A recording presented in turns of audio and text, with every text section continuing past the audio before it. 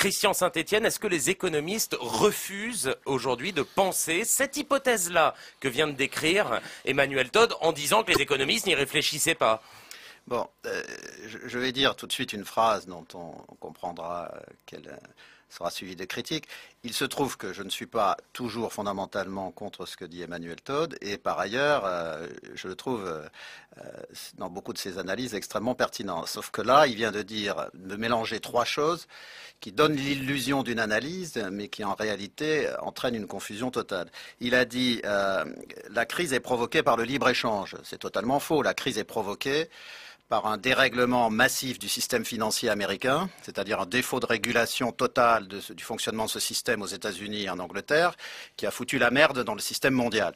Donc il faut réguler ce système et en reprendre le contrôle pour qu'il remarche de façon efficace. Ça, c'est le premier point. On comprend tout à coup mieux quand vous parlez. Donc le deuxième point, c'est que il parle d'insuffisance structurelle de la demande. C'est faux, on vient de sortir, juste avant cette crise hallucinante, de 5 ans de croissance extraordinaire. Or, justement, c'est un point clé, et c'est pour cela qu'après, on pourra éventuellement se rejoindre, mais sur certains éléments... Non, mais attendez, je n'y tiens pas. Non, oui, mais c'est pas le sujet. Commençons pas à être agressifs inutilement. Ce que je dis simplement, c'est que si on regarde l'évolution de l'économie mondiale depuis 5-6 ans, nous sommes dans une phase, comme il en arrive très peu dans l'histoire du monde, c'est un moment de quasi-doublement de la classe moyenne mondiale. Nous avons eu une demande extraordinaire et la demande potentielle est fabuleuse. Il y a un développement extraordinaire des classes moyennes au Brésil, en Chine, en Inde. Donc la demande est là. Et elle est toujours là en Asie.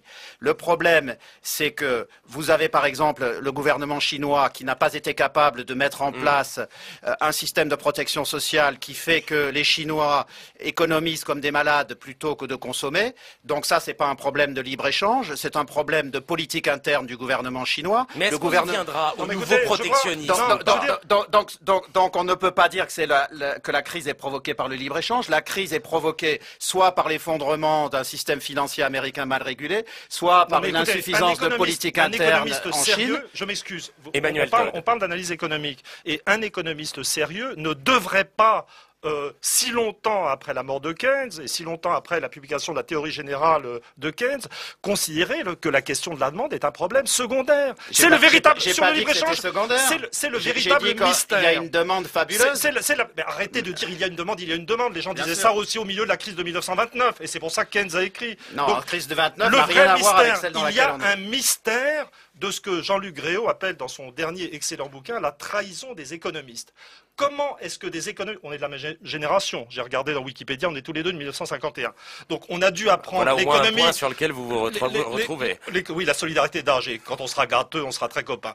Mais je veux dire, on est des générations, ce qu'on nous a appris comme économie, c'est Keynes en fait. C'était avant, le monétarisme, etc.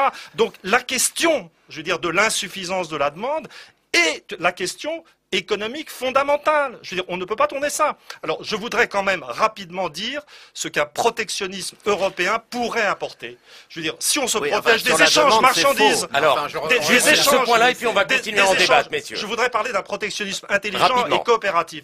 Vous protégez, vous empêchez, freinez les entrées de marchandises, vous pouvez relancer les salaires à la hausse, vous pouvez relancer une demande intérieure européenne. On peut convaincre les Allemands de faire ça, et ça n'est pas du tout se fermer au monde extérieur, car au final, avec une demande intérieure européenne en croissance, on peut relancer les importations.